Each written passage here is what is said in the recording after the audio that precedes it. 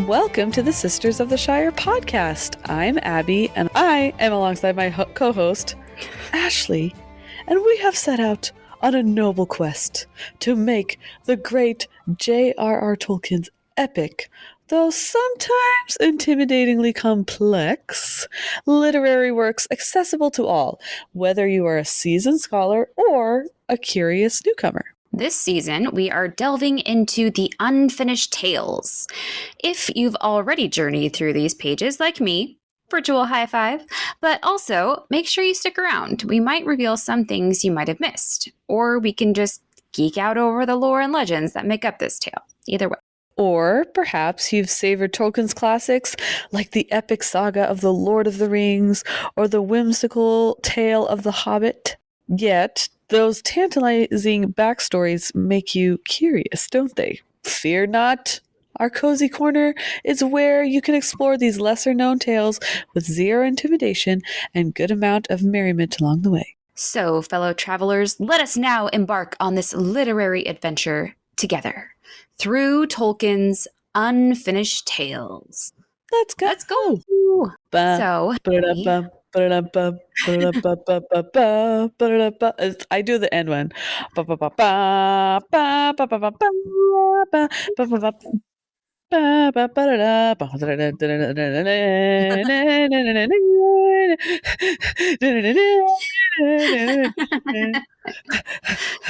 Sorry.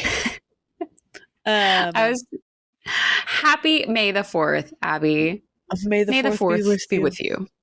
That's really hard to say. May the 4th be with you, because you're like... I don't have a list. I don't. But... a lot of this noise. So we woke up this morning. We have a speaker in our front room that's Bluetooth.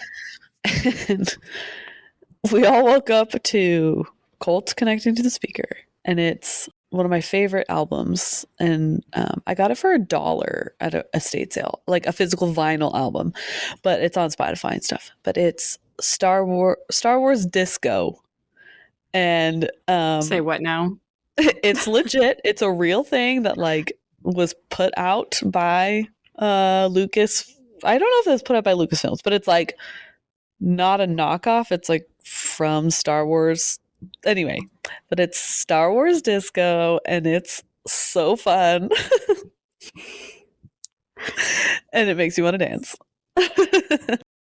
The color combination alone in my brain, I can't. All I can picture is Darth Vader at a disco. Yeah, yeah.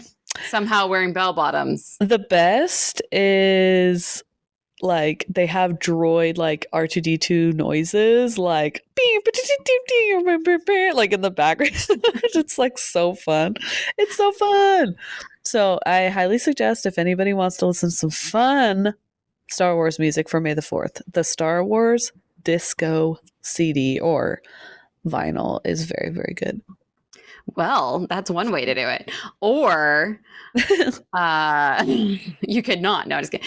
I would recommend my favorite Star Wars like music that's not actually the soundtrack, we'll just say, is by one of my heroes. I love this girl. I wish I could be friends with her in another life. Her name is Taylor Davis. I think I've talked about her before. She is an amazing violinist. If you're wondering if I'm talking about Lindsay Sterling, I'm not, but she is similar to that, where she just does kind of covers of popular songs or things like that. But she is also a true nerd. So she does a lot of Star Wars, Lord of the Rings, Disney, Pirates of the Caribbean. What was the other one she did? She just has done a lot of things. Oh, Zelda. But she will like dress up in full cosplay and do it like right. So Taylor Davis has this whole one of the Duel of the Fates, the do do do do do do do do do, you know, with the do do do do do do do. Yeah. So she does this whole thing where she's like Rey with like a blue lightsaber, but the blue lightsaber is like on her bow of her violin, and then there's and then there's another scene where it's like it's her again, but she's like Darth Maul, and like she's got the makeup and everything, and the bow on her lightsaber is red, and it's like a back and forth thing. It's so good. It's like one of my favorite things ever. So literally, I started. Oh, go ahead. I was gonna say that reminds me. I went to a not a choir concert, like symphony orchestra band concert for my brother, and they played a Star Wars song, and all of the kids on strings had Star Wars, or they had lightsaber bows. Like all of them did. Like the school did that. So cool. It's so cool. That is amazing. So cool. Like, why not do that all the freaking time? I imagine it's annoying, but so yeah, shout out to Taylor Davis. She is amazing. Highly, highly, highly recommend her. Star Wars but Disco. Star Wars Disco is best. Lizzie and I were watching episode 1 this morning because that's how I have to start it. I can't start it anywhere else. I'm sorry. I know it's not a fan favorite, but it's just where I have to start. And the song came on, and I was like, Lizzie, it's like the Taylor Davis thing. She's like, oh, the violin girl. I'm like, yes, there's my nerd girl. Okay. I just love me some rat tail Ian McGregor. Oh, Obi-Wan. Yes. I was like, he's so young in this. I know. Little baby. Baby. We are also, Ashley, if you couldn't tell, Ashley and I are huge Star Wars nerds. Yes. And I was going to say, well, that'd be so fun if we were done with Tolkien, we could go into Star Wars. But then I'm like, if you talk about an expansive world, holy guacamole, Star Wars is so big. Oh my gosh. The problem is that there's too many authors in the pot. That's the problem with Star Wars. And shows and like, there's just too many. It's just too much. Yeah. It's too much. But we're a fan of it all. It's so good. We are. I'll take what I can get. Quick. Favorite character, favorite villain. Just quick fire, and then we'll go on to our podcast from Star Wars. Can I have 2? Sure. You can have 2. Okay. I love me some Rey. I love Rey. I love me a strong female heroine. You know, that's my jam. Mm-hmm. And I also love me some Han Solo. That's my answer. Okay, well, I knew that was your answer. I love Han Solo. Just the sarcasm. I mean, Harrison Ford, you can't go wrong. I mean, I feel like he took up a lot of our childhood with Han and Indiana Jones. I mean, like we were blessed. That's just all I'm gonna say. And favorite villain.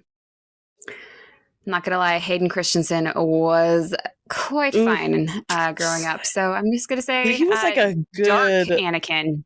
Yes, when he's not fully Darth Vader yet, and he's like scary Anakin. That's a good one. Yes, that's what I'm talking. Mm-hmm. That's what I'm talking about. Yeah, right there. Yes, that sweet spot right there. Yeah. Okay, so I already know you are Kylo Ren. So I love Kylo Ren. I know you do. I'm going to get so much flack for that. People don't like the new ones, and they're like, yeah, Kylo Ren. But I'm like, come on, guys. I love Kylo Ren. He's so great. But it's hard to say. Where does he fall? Kissing. Villain, that was so weird to me. Villain or good guy. Like, you don't know. Okay, but quick, fast. My 2 favorite good guys would have to be Qui-Gon Jinn and Han Solo. Oh, sure. With the help of Obi-Wan Kenobi. I love Obi-Wan Kenobi, but I love Qui-Gon Jinn. And then my favorite bad guy is the guy who sells Anakin just for funsies. The like slave trader man. not man. Flappy thing. And I just watched that one, and I can't remember what his name is. It's like it's a family joke. Like, it's not really my favorite, but it's like a family joke. I just want to know where he got the accent from and how an alien can have facial hair, like have a 5 o'clock shadow like that is impressive. He's really not my favorite. It's just a family joke between me and my sister because we always are like, my brother-in-law's favorite character, one of his favorite characters is Tiny Anakin because how cheesy he is. Like he's like yippee, like all the time, like all this stuff. And so we're like, we always do that voice of like Annie, little Annie. No, but okay. In all fairness, though, speaking of little Anakin, did you know that he was like severely bullied in school for his role? So when I watch it now, like my heart just like breaks for this like child actor who's just trying his best, and he did like I was watching he did a great job. I was watching the pod racing scene when like everything is going wrong in his pod, and all you could like imagine as a child actor, like he's probably just in this like little cockpit simulation thing. Yeah, and they're probably just like moving it around, and it's hard to imagine for a little kid. And like I can just imagine the director going, and then this goes wrong, and he just Anakin's face in every single time is just like yeah, it's like a like a yeah, like that's the same like no, like lower teeth coming out. I don't know how else to explain my facial expression there, Abby, but just like yeah, he did a great job. It's just that's like a family joke for us. Is like he loves cheesy little baby Anakin, and it's funny. I wish sure. Anyway, well, happy May the 4th, everyone. We talked about it. We're also huge Star Wars nerds, so we couldn't just let it go by without saying something. If you guys celebrate, have a great May the 4th. And yes, I did. I apologize. We've been saying my work has just been crazy lately. Family trying to catch up. Unfortunately, the podcast gets kind of pushed down the priority scale. But so I know I haven't been posting a lot of Instagrams lately, but I just flooded the Instagram universe with all of the Star Wars Lord of the Rings crossovers I could quickly put up. Yeah, there's some good ones. I'm not going to lie. I was pretty excited. Yes. Right. So I hope you guys enjoyed those by the time that this comes out, that you enjoyed those. So yay. Anyways. Actually, my favorite bad guy is General Grievous. General Grievous. Sorry. My real favorite bad guy is General Grievous. Keep going. With like 4 lightsabers. That's amazing. Anyway. So how much I don't know why I get him and why can't I and Christopher Lee's guy mixed up. I don't know why every time. Count Dooku. Thank you. It's because General Grievous says Count Dooku so cool that I just immediately like mix the two. I don't know why. Yeah. They're both pretty bad. So anyways, back to Tolkien. That was my segue. As I went to Count Dooku, Saruman. I zigged and I zagged. They were being chased by orcs. Mm-hmm. And Tuor had his cool seaweed cloak. I think it's made out of seaweed. That's me. Mm-hmm. And we were saying that it was funny because like who knows if they could actually see through it, and because it like made them kind of invisible. But we're like, what if they couldn't even see? And they were like running into. It reminds me of that scene in Elf where he's like singing with her in the bathroom, and she's like, "Close your eyes, cover your eyes," and he's like trying to run out of the bathroom, but his eyes are closed, and he just runs into the wall. That's what I think of when they're like, if they couldn't see out of the cloak, and they're like running into trees and stuff like that. Yes. And then they got stuck in a cave, and Veronway, they like could see where Gondolin was. Like Tuor didn't know exactly where it was, but like he's like, it's just right there. Like we need to go, but they had to cross like a river or something. Mm-hmm. But it was frozen. But that was the the dispute was that there was one narration of it being frozen solid and one narration of you can't freeze Sirion because that's Ulmo's river. You should know freezing Ulmo. So it wasn't frozen in this narrative, but there was. So Ronway is like, no, we can't go out there. Like the orcs are still behind us, and it's against the rules to try to make it to Gondolin with there's someone following you because then they can find it. And so he's like, no, you can't go out there. And he was being really mean about it. And he's like, I'm not going with you. You can't do it. And honestly, I feel like they were like, if there were any time for them to be like physically fighting each other, I feel like it would be like right now. Like Tuor was like trying to go, and then like Veronway's like physically holding him back, and then they get grumpy at each other, and Tuor's like, I'm in charge now. And then were they having a domestic? Yeah. And then Veronway's like, I don't know how he saw it, if he just like looked up randomly. Yes. But he was like, oh wait, what's that over there? It's the eagles. Like they're coming, they're patrolling the area, I guess. And so he's like, okay, I guess it's safe for us to cross the river because their eagles are there. Which I'm like, did the eagles know that they're in charge of protecting Veronway and Tuor? Like, do they even see them? Are they like, it's a good day for a flight? And then like, oh, they're protecting us, let's go. And then the eagles are like, don't even know that Tuor and Veronway are trying to get in, so they how do they know to like protect them? You know what I mean? So I don't think it was like they're not protecting them, but if there were orcs around, the eagles would have gotten the orcs. True. It's not like we're protecting this moving target. It's more like they're just on constant patrol for orcs.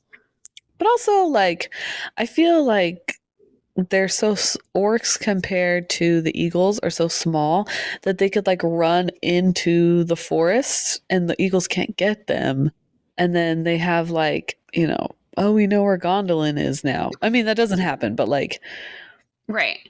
So something about the terrain of this area is that it's actually not very forested from the river Sirion on. It's more mountainous. So it'd be pretty easy to see someone. Okay. Yeah. So they make it across, and one thing I will say is this: the way that they cross it is because this area is called the Ford of Brithiac, which means gravel, which basically means like there's a bunch of rocks everywhere. So they're able to cross easier at this particular point. Okay. All right. So, yeah, basically, so they're super close. And then I left you. Yeah. So they're super close. They're trying to cross the river. They're almost there. You're almost there. Almost there. Okay, so, sorry, I have to do that. A long time ago, the footnotes just say in the ancient days, the flat land that was within the encircling mountains where the city of Gondolin is, it actually used to be a lake. And if you look at this map that is on the outline, Abby, it's basically just like a zeroing in on like the Fort of Brithiac is in the middle. You can see the river Sirion going, you know, from north to south. You see this little dotted line that says Dry River. And then you see like the mountains in a circle and then Gondolin in the middle of the mountains. Yes? Okay. So it's kind of hard to see there, but based on like the coloring and things like that, it's elevated. The mountain is above where the river Sirion is, let's say. Okay. So there's definitely some elevation there. So in the ancient days, when this part of the mountain was a lake, within the mountains flowed a river through the mountains, making a kind of river path that connected with Sirion. Okay. Now, this is actually referenced a tiny bit in the Silmarillion, which was eons ago. Quote, but there was a deep way under the mountains, delved in the darkness of the world by waters that flowed out to join the streams of Sirion. And now, obviously over time, the lake has dried up. Gondolin's not underwater. So that dried up, as did the river connecting it to the river Sirion. And from here on out, this river, it doesn't ever get a name. It's just known as the Dry River on the maps and in the story. But it's helpful to know how visually this all connects together and how there is a pathway here, because it was almost powers through water that formed this path through the mountains, and possibly even his power that withdrew the water, making this route possible later on to go through. So he just made a road for them. Basically, yeah. With water, though. How cool is that? He's like, I know this how erosion works. I know that. He's pretty magical.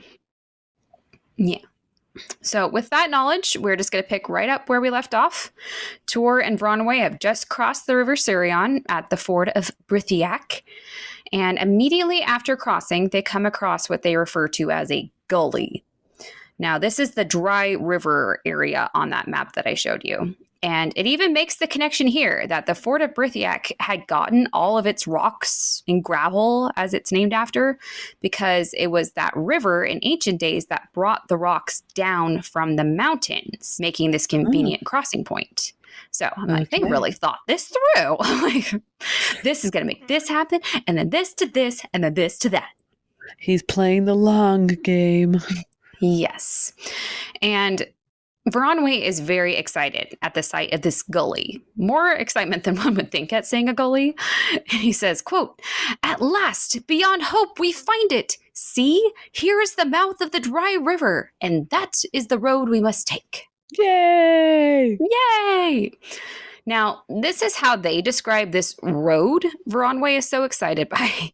Quote, the slopes of the land went steeply up, so its sides rose upon either hand, and Tuor stumbled in the dim light among the stones with which its rough bed was strewn.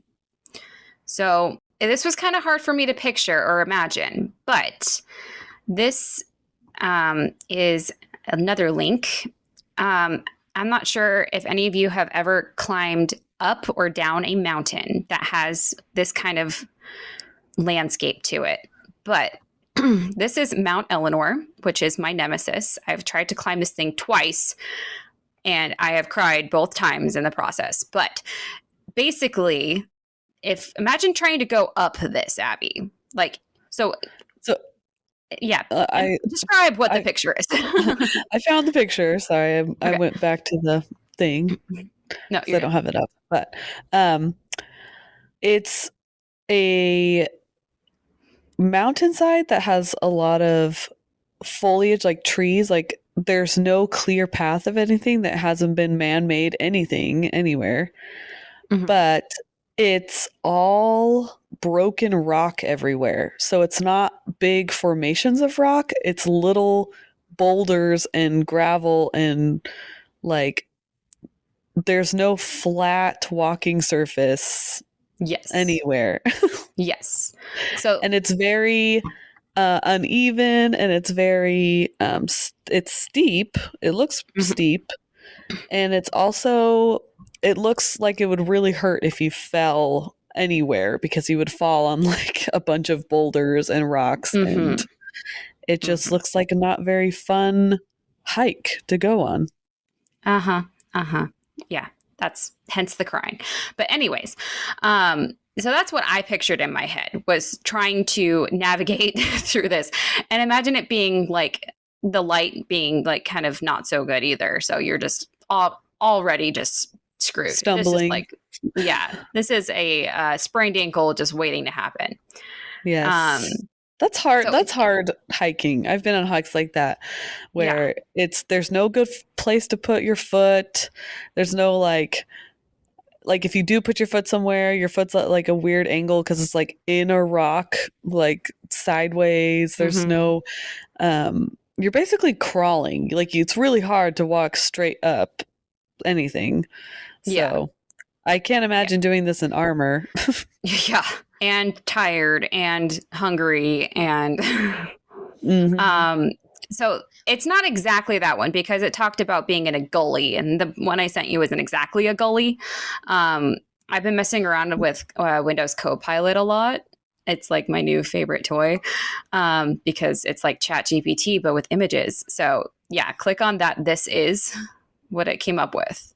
Whoa, it's like the Grand Canyon, but instead of flat on top, it's mountains. Yeah. So like a So I very feel like big this is canyon. closer. Yeah. But more uphill. It wouldn't. I kept saying like more elevation, steeper, more increased elevation, increased slope, and it just wouldn't do it. Yeah. No, you gotta be like Kylo Ren. More Kylo Ren. fire. Yes. So that one and then this other one, I like, oh yeah, it should be snowing too. Add some snow. So I mean, Make it I'll post, awful. yeah, I'll post both of all three of these pictures, but this is kind of the imagery that we're working with in this gully of rocks. So I went on a hike for my first anniversary with my husband. That was very similar to this. We climbed a mountain in Utah, and it was very similar, like this kind of look. And I really, in my brain, I was like, "Oh, my husband doesn't like me, and he's actually trying to kill me on our first on our first anniversary. Like this is the hardest hike ever. Oh my gosh!"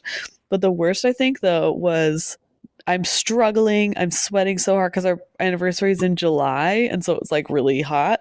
And so we're trying to get up this mountain and I'm struggling because there's nowhere to walk because it's basically all loose boulder gravel. And I'm like, ah. Yeah.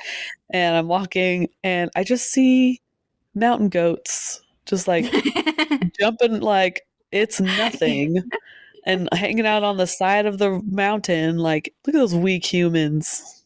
Good for nothing. Look at their soft little feet and their soft little legs. Pathetic. I'm like, that goat's judging me. Yes, 100%. So that's kind of what I picture that they're working with here. And, you know, poor Tuor, he's just so tired. And I love They this. probably don't have a lot of like stamina from food. They probably don't have a lot of. Exactly, yeah. But I love this line here because Broadway has said he sounds so excited, like, look at this road, we finally made it to the road. And then Tuor says, quote, if this is a road, it is an evil one for the weary. You have to say more sad, like, if this is a road, it is an evil one for the weary. Like, yes. the Audible guy makes it sound so, he's like so bitter, so just like, why? Like, sassy. I could see him like getting to the road. He's like, yeah, we're here. Let's go. And then Tuor just like drops to his knees, like, why? No. So Veronway, he is just still so happy. His good mood cannot be extinguished by this path. And he says, quote, yet it is the road to Turgon.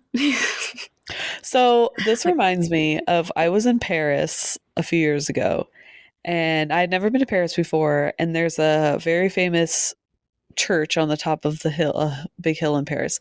The Sacré-Cœur. I don't know how to pronounce it, but it's a very famous church and it's on top of this hill and you can see all of Paris when you get up there.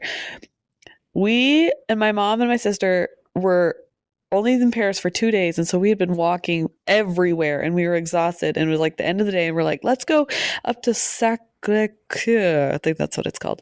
And so we go up and it's like hills with stairs all the way up this thing, up to the top.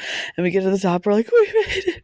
It's so beautiful. We did it. And then we look to our side and we see the funicular, like, cable car thing that takes you up and down, like you just like get on it and it's like a like cable car. There was a cable car the whole time. Yes. And so we're like, we wrote it down, but like we hiked the whole way up. We did, because we didn't know that existed. And so in my brain, I think that'd be so funny if they get to Gondolin and they're like, "Oh, didn't you guys see the funicular we just installed?" Like, guys. And Turgon's like, I have to do better with their advertising on that. Tuor's like, like, he gets up there like, "We made it." And then you see like an escalator to the side and they're like, "Oh, you guys, I didn't even think that way was open anymore. I thought it was closed." I was like, old. Oh, but Tuor, he just doesn't understand. He expected this road to Gondolin to be like really like secretive and like much more heavily guarded, and he probably hoped it'd be easier. And he's just trying to go along, but he's like, "Bronwyn, I just don't understand. I thought this was this is out in the open and there's like no guards or anything. We're just like gonna walk right up to Gondolin. Are you sure this is the right Gondolin? This can't be right." It's New Gondolin. Like New York and New Mexico. Oh, you wanted to go to Gondolin. Oh, sorry. I thought you said Gondolin. That sounds bad. I mean, I take it back. Gondolin.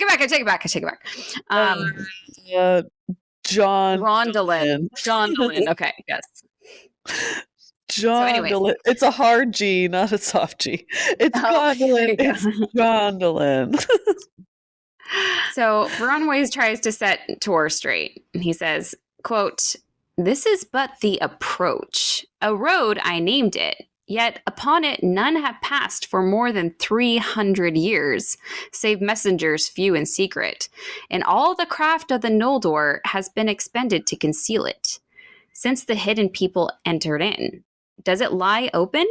Would you have known it if you had not one of the hidden kingdom for a guide? Or would you have guessed it to be but the work of the weathers and the waters of the wilderness?" Oh, mic drop.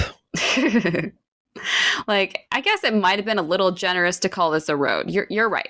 But would you have known this was here? There is such a thing as hiding in plain sight, Tuor.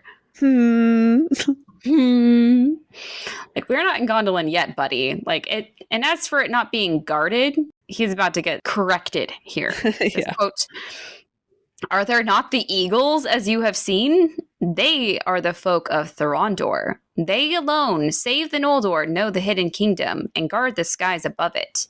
And they bring much news to the king of all that moves in the lands without.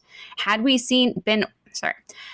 been orcs, doubt not that we should have been seized and cast from a great height upon the pitiless rocks." I have a question. Morgoth has dragons, correct? A dragon. Yes. And at this point in time, yes, I think Glaurung is the only. Does he have wings? But Glaurung is the father of dragons.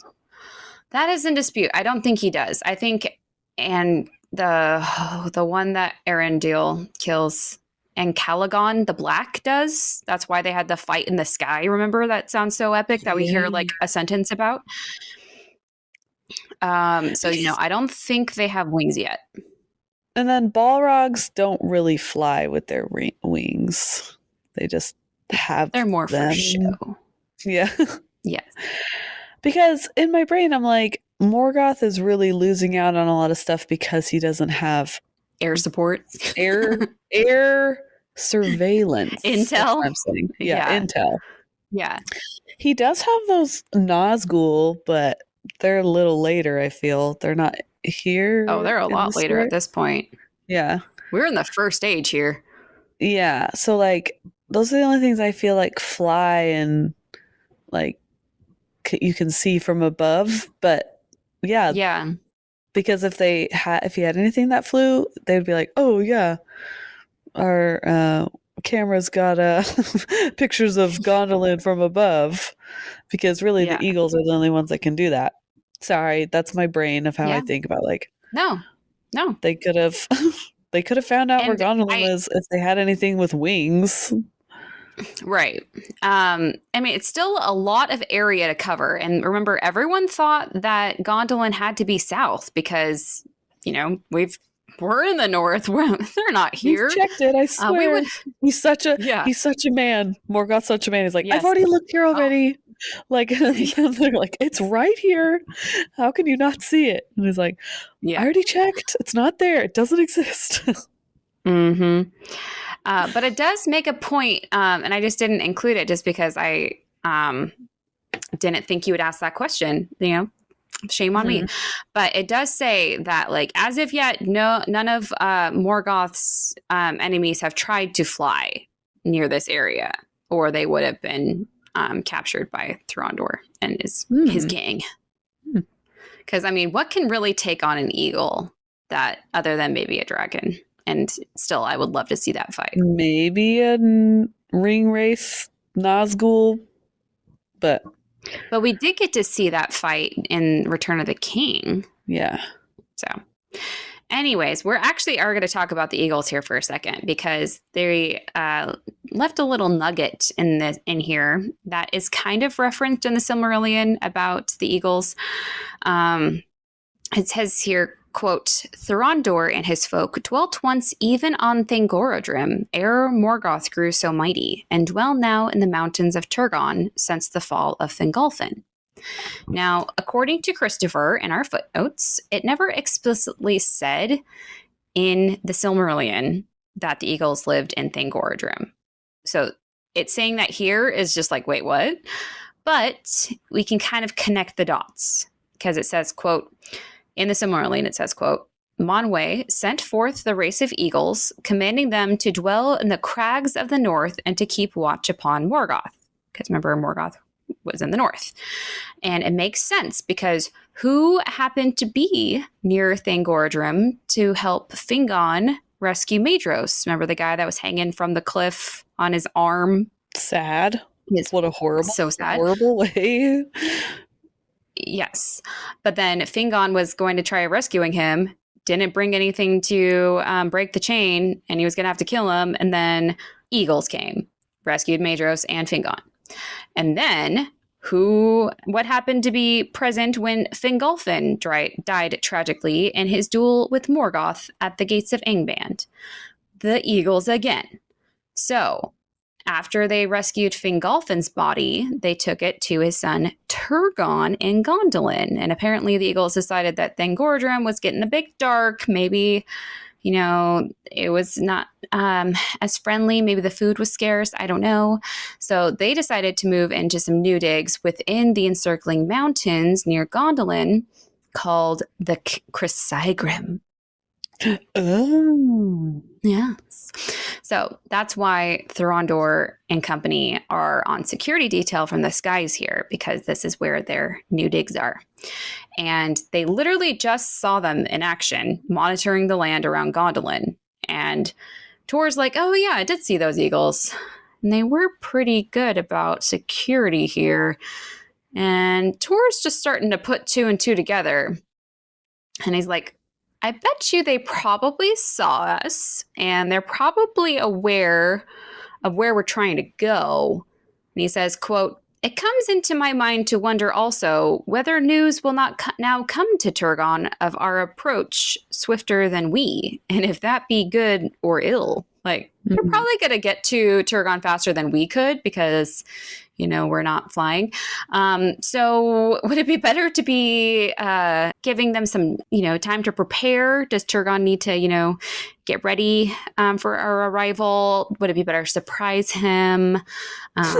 Maybe we should have brought a gift. Like, yeah, it gives us time to go get a gift. Yeah, that always reminds me of the movie Robots. Have you seen the movie Robots with Robin Williams? Have I seen the movie Robots? It's an where are the trumpets? We require trumpets to announce the arrival. That's what it reminds me of. Where are the trumpets? So do they still have a long way to go, or are they like pretty close? They are getting so close. Okay. They are getting so close. And this is the part where Veronwë is like about to get real with Tuor here because, you know, their journey's been pretty difficult. Difficult being probably an underrated word. But unfortunately, they're only just now getting to the most dangerous part of their journey. He says to Tuor, quote, we cannot pass the guarded gate unmarked. Be we looked for or no. And if we come there, the guards will need no report that we are not orcs. But to pass, we shall need a greater plea than that. Like, we're not going to get to the gate unnoticed, that's for sure. I mean, we're pretty obvious. And just telling him that, hey, we come in peace. We are here to see Turgon. We're definitely aren't orcs. Probably is not going to get us through. Like, they're just not going to take our word for it. We need a better reason than that, Tuor. What do you got? It's like Treebeard. Little orcs. Burarum. We're not orcs. I mean, how would he know? I don't know. So Veronway continues. He says, quote, "You do not guess, Tuor, the peril that we then shall face. May the Lord of the waters be shown indeed, for in that hope alone have I been willing to guide you. And if it fails, then more surely shall we die than by all the perils of wild and winter." I've put my trust in Olmo so far. You better freaking show up or something, because, I don't have any proof that Olmo came out of the ocean and talked to you, or that he Moanted me out of the shipwreck to guide you here. For all I know, maybe this cloak is just seaweed that you wove together yourself, Tuor. I don't know. But I'm kind of risking my neck here. So you better be freaking right. He pushes Tuor out into the middle of the road, and then he goes and hides behind a rock, it's your turn. You go. You're the one who has the fancy cloak on. Yes. It's him you want. Or make Olmo do something. Yeah. Summon your eagle powers. To be scary. There's a lot on the line. If they can't show that they're there for a very good reason, then they're probably going to die. And this should scare Tuor, but it really doesn't seem to deter him. He goes, quote, "Forebode no more. Death in the wild is certain, and death at the gate is yet in doubt to me, for all your words. Lead me still on." So Tuor is also I've come this far, gosh dang it. I'm gonna go. And then I still think from it's you go. I'll be right behind you. You go first, and I'll be right here. You could try it. So, you can't scare me. I'm gonna die out here. I'd rather try my fate at the gate. Even I don't care how scary you make it sound. Let's just go. I'm so tired. Bring it on. So they keep going. For miles and miles, they, quote, "toiled on in the stones of the dry river until they could go no further." So apparently they're getting kind of tired. And for some reason they can't sleep in this gully. Don't really know why. Those rocks look lovely. Those rocks look so comfortable. So they can't sleep on the boulder bed that is there. What if it's why do they call it a river bed when that is not a bed? Who wants to sleep on that? Well, some river beds are sandy and could sleep on, but this one, probably not. Probably not. It's like that part in Ice Age where Sid's trying to sleep on the rock and he's like, I just can't get comfortable. Yeah. So they climb out of the gully and they enter the foothills of the encircling mountains. Quote, "And looking up, Tuor saw that they towered up in a fashion other than that of any mountains he had seen, for their sides were like sheer walls, piled each one above and behind the lower, as were they great towers of many-storied precipices." So Tuor hasn't seen mountains this tall before, and he's mind blown. I want to go to some place like that in the real world. Mm-hmm. I think that would be cool. I know. I was trying to, because I'm a visual person, and I always try and picture these things in my mind, hence me showing you all the pictures, and I'll share the pictures on Instagram later. But I was trying to find a mountain that is similar to this. And the first one I thought of when we were talking about the ancient lake and stuff was, in my head, I thought Crater Lake was like this. It is not. I was trying to Google Crater Lake from a distance. It's not at all like this. Then a lot of them side quests had me leading to like volcano mountains that have the lakes in them now. So there's just not a lot of good real life examples. If someone has one out there that of that is a good example of the encircling mountains that has a big enough area to have a lake and then later a gondolin in, let me know. Can you fit a gondolin in it is the question. So anyways, Veronway eventually leads them to, surprise, surprise, a cave. Lots of caves. And they're able to rest there a bit, eat the last of their food. But despite their weariness, for some reason it says they slept not. Like they specifically say that. Like no sleeping for these guys. Dang. So for Tuor, I imagine he's like a kid at Christmas. He's like, I'm so excited. We're so close. I just can't wait till meet Turgon. And I'm going to ask him this. And then I'm going to ask him that. And Bronn was like, I'm probably going to die tomorrow. This idiot. Good knowing you. It got me roped into this whole thing. Probably doesn't even know Olmo. But either way, this is actually a momentous day for these guys. What were you going to say? I was just going to say, are they close? Or are they like... Yes. So if you look at the outline, so just look at this next thing here. This is the interactive map of Beleriand that is on the lotrproject.com. And if you zoom in, so you see Brithiac. Zooming. It doesn't let you zoom in a ton. But you see the Brithiac? Oh no. Oh and gosh. The Chrysigrim. Okay. So they're like in those they just have to go through all those scary mountains. Yeah. Yes. So they are like freaking close. But look how far they've come. Like, I'm so proud of them. But like I said, it's so close to where he started. Yeah. So could have done without that, Olmo. Anyways. So it's character development. I know. Okay. So without looking at the outline, I just had you look at it to look at that link. But how many days do you think it has taken them to get from Nevrast to where they are right now? So where they've began? Yes. Not where Tuor began, but where they both began at Nevrast by the coast. If you want to look at the map, like how long do you think that would take someone? That looks like a couple 100 miles. Mm-hmm. I don't know how to kilometers that. But I would say, how many days you said? Yeah. A month. So 30 days. Very close.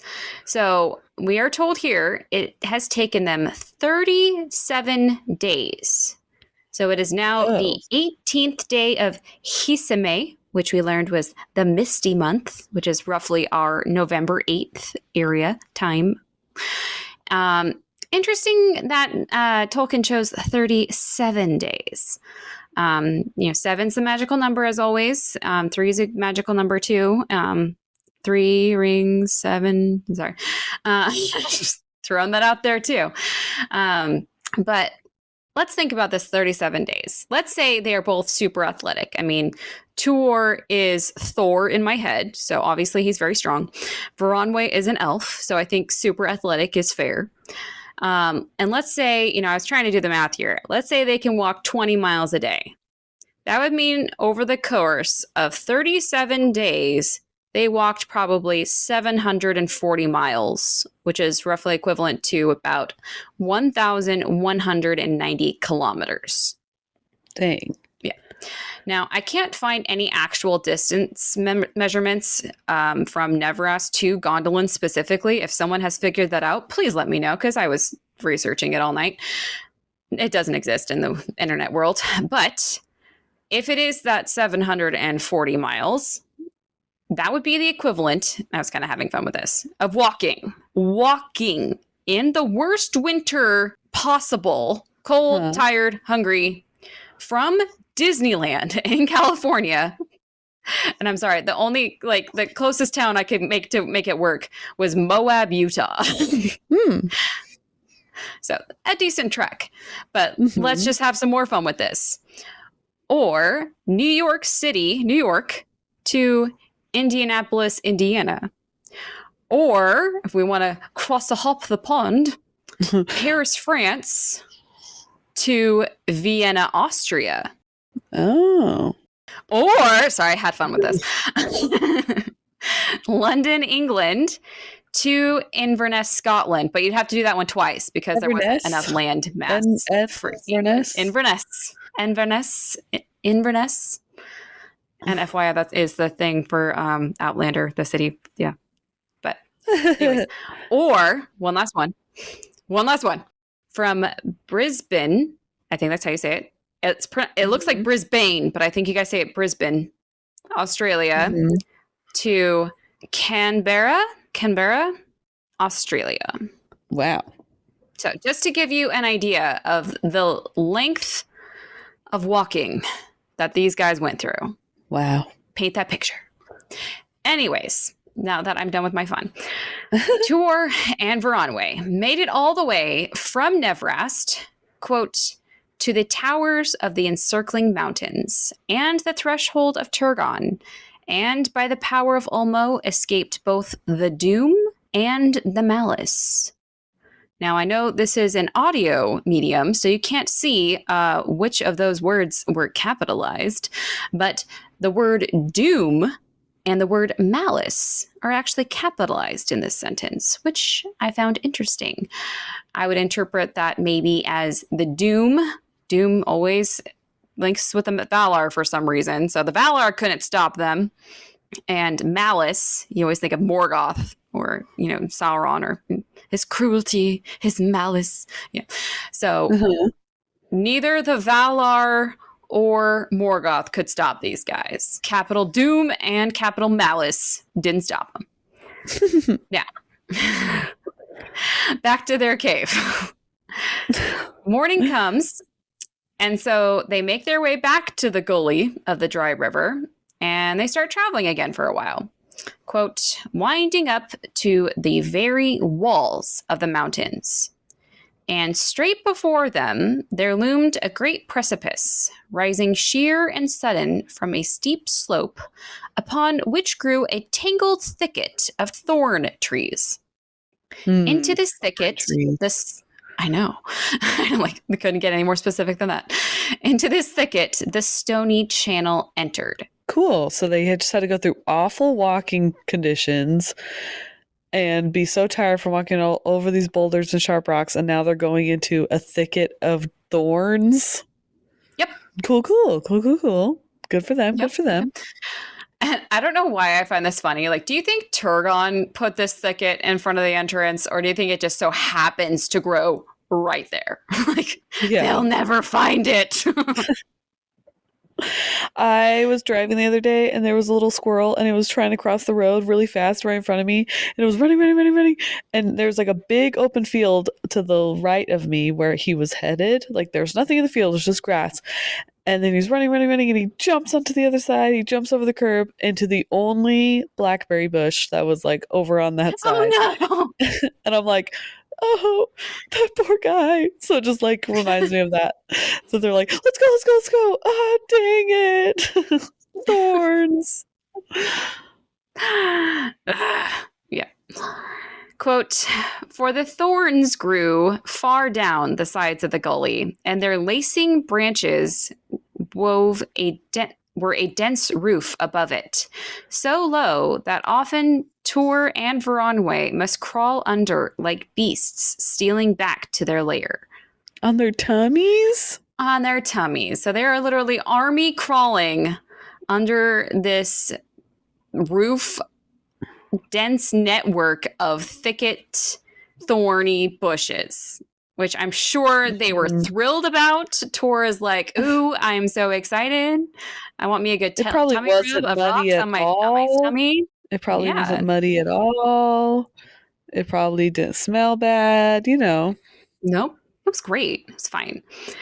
Quote, but at last, as with great labor, they came to the very foot of the cliff. They found an opening, as it were the mouth of a tunnel, worn in the hard rock by waters flowing from the heart of the mountains. Gasp. So this is something straight out of Ocarina of Time, right? Like you have to cut through the leaves and the bushes with your sword. You go, hiya, hiya, Yeah. yeah. And then you have to crawl through a tunnel and then Yeah. Quote, they entered, and within there was no light. But Veronway went steadily forward, while Tuor followed with his hand upon his shoulder, bending a little, for the roof was low. So in this case, Tuor is hiding behind Veronway. You go for it, buddy. Yeah. Do you think elves have better night vision than mortals too? 100%. I mean, they have better eyesight. I mean, I play D&D a lot, and that's like one of the main things about elves is that they have night vision. They can see in the dark. The money I would pay. Because I just want to pay for good vision. To heck with these glasses. That too. I mean, why else would Tuor have to hold on to Veronway to lead him through this cave unless he couldn't see as well as Veronway? Like, unless he's like actually getting, is Tuor getting a little skilled? Yeah. Yeah. And it's going to be right here behind you. Yeah. You got this, buddy. Keep going. It'll be right behind you. Quote, thus for a time they went on blindly, step by step, until presently they felt the ground beneath their feet had become level and free from loose stones. Then they halted and breathed deeply as they stood listening. The air seemed fresh and wholesome, and they were aware of a great space around and above them, but all was silent, and not even the drip of water could be heard. It seemed to Tuor that Veronway was troubled and in doubt, and he whispered, quote, where then is the guarded gate? Or have we indeed now passed it? It's not very guarded. Yeah. Unless you count thorns as being guards. But like, you think you can just pass a gate into Gondolin? Like, oh wait, did we miss that checkpoint? I think I was supposed to get my my parking validated. Oops, dang it! Did we miss my turn off? Oh, darn it. But I like how he can even sense that like Veronway is like, wait, this isn't right. This can't be right. And I can hear Tuor like Homer Simpson like whisper, where did we pass it? Like really loud, but like yeah. Trying he's to like, whisper. hey Veronway, are we going the right way? And he's like, shush. And he's like, hey Veronway, did we go the right way? Veronway then says, quote, nay, yet I wonder, for it is strange that any incomer should creep thus far unchallenged. I fear some stroke in the dark. He's like, this isn't supposed to happen. Like, are we supposed to be challenged somehow? Like, there's no way we got this far without being noticed. Someone is for sure going to just like slit our throats. This is it. This is the end. Yeah. Remember me. Hey, Veronway, why are you riding your wheel on that wall over there? Nothing. No reason why. Veronway was here. Ask Tuor for questions. It was probably him. Quote, but their whispers aroused the sleeping echoes. Sorry, I love that sleeping echoes thing. Such a cool descriptive word. Anyways, and they were enlarged and multiplied and ran in the roof and the unseen walls, hissing and murmuring as the sound of many stealthy voices. And even as the echoes died in the stone, Tuor heard out of the dark, out of the heart of the darkness, a voice speak in the elven tongues, first in the high speech of the Noldor, which he knew not, and then in the tongue of Beleriand, though in a manner somewhat strange to his ears, as of a people long sundered from their kin. What do you think it said? Password.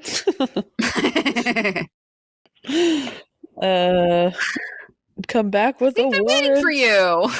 Come back with a warrant. What is it? Tuor, is that you? He's a lot taller than I thought he'd be. I don't know. What would they say? Quote. You're not welcome here. Stir not, or you will die, be you foes or friends. Ooh. Bam, bam, bam. And that's actually where I'm going to leave you today. What? But they just got there. I know. You're making the journey just as long for us. Sorry. Blame Tolkien, not me. Playing the long game, I see. Yep. Sorry, these episodes have to be like an hour long or they would never end. Well, he did it. Kind of. They're there. I'm just going to count it. I'm counting it. They're there. Hurry, stamp my passport. Hurry. Yeah. He like, what's that over there? And they look and he like shoves them out of the way and just starts to try to run past them. Like, what the fuck? I'm here. So as we traverse Middle Earth together, please don't forget to join us off the air by following us at Sisters of the Shire Podcast on Instagram. I know we've been a little spotty lately. I'm trying to get better at it. It just takes so much time, So, there you'll discover our posts and art and hilarious memes, sometimes related to our current episodes, and some gems that we simply couldn't resist sharing with you all. So feel free to drop by, say hi, or leave a comment. We promise we're so nice. And a heartfelt thanks goes out to our current patrons, Dan, our steadfast dwarf friend of the Shire, and Krishane and Tom, our esteemed elf friends of the Shire. Your unwavering support means everything to us, and I don't think we'd be doing this podcast without you guys. We would have given up a long time ago. Probably not, but it helps. I'm not going to lie. Yes, it really does. If you are eager... Yes. If you are eager to become a part of our fellowship of the podcast, please consider joining us at patreon.com/Sisters of the Shire Podcast. We do offer 3 tiers. For just $3 a month, you'll be welcomed as an elf friend of the Shire. At $7 a month, you'll join the ranks of our esteemed dwarf friends of the Shire. And for $9 a month, you'll stand proudly alongside our valiant men, women, friends of the Shire. And as a token of our appreciation, we might even make up a song to sing to you. I think it's Abby's turn, not gonna lie.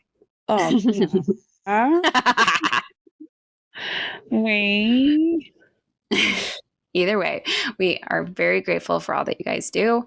If you can't join our Patreon, we get it. Just give us a rating and a review when you can. Your feedback helps. Share. Yeah, your feedback helps us find other kindred spirits that also would love to Tolkien geekify out. So please do. I have a neighbor friend that just moved in. They just moved from Japan, and we're getting to know them a little more. And we were talking about something. Oh, I was showing them my new office that's almost done. And they were like, what do you do? And I'm like, well, my husband and I are graphic designer artists, and that's what we're going to do in here. And then I also have a podcast. And they're like, what's your podcast?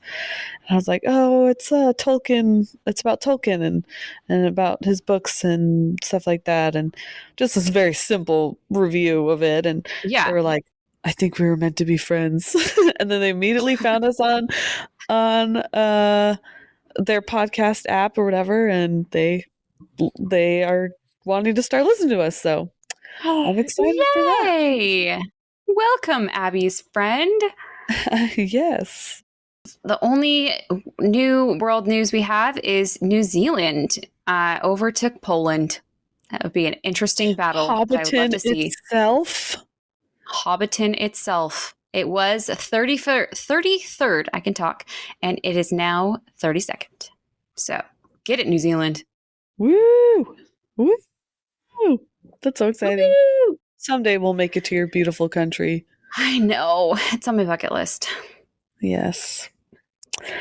Well, thank you for teaching me today. You're welcome. Anytime. And to all of you out there that are celebrating Star Wars Day, give Kylo Ren a chance, okay? Don't just him off because he's in the new movies and he's like, what are not the lame new Darth Vader? No, and he wears high pants. But guess what? He deserves love, okay? He's amazing. I'm just gonna be quiet over here. Don't give me that face. Don't be quiet. Don't you give me that face. I'm just gonna be quiet. He killed Han Solo. Anyways, no. Why would you? I'm just gonna sit over here and cradle my Ewoks and my Jawas and Daddy, I love him. I can change him, I swear.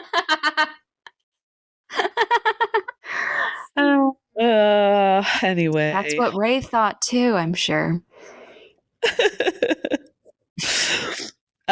We got a new Lego Star Wars The Force Awakens video game for the kids, and I love playing it too.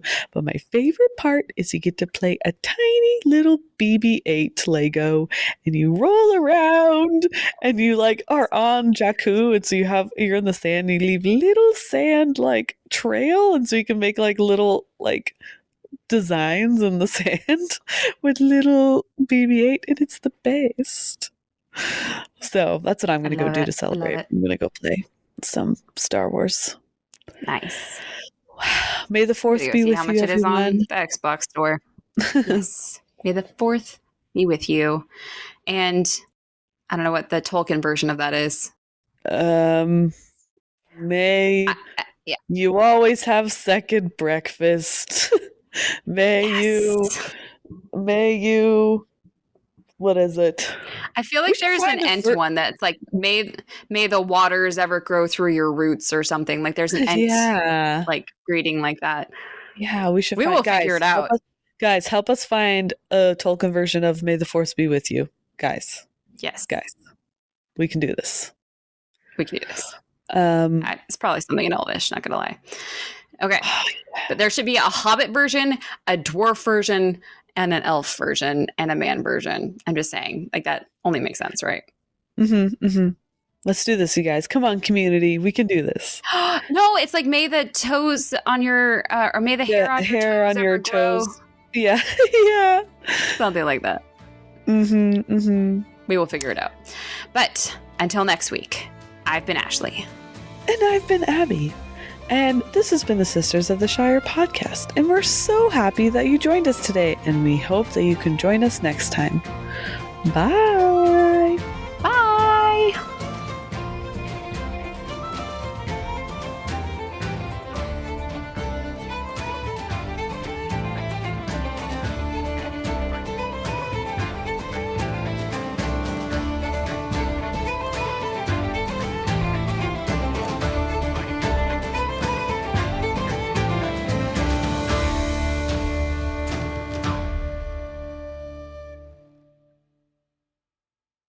Thank you for teaching me a day. Yay!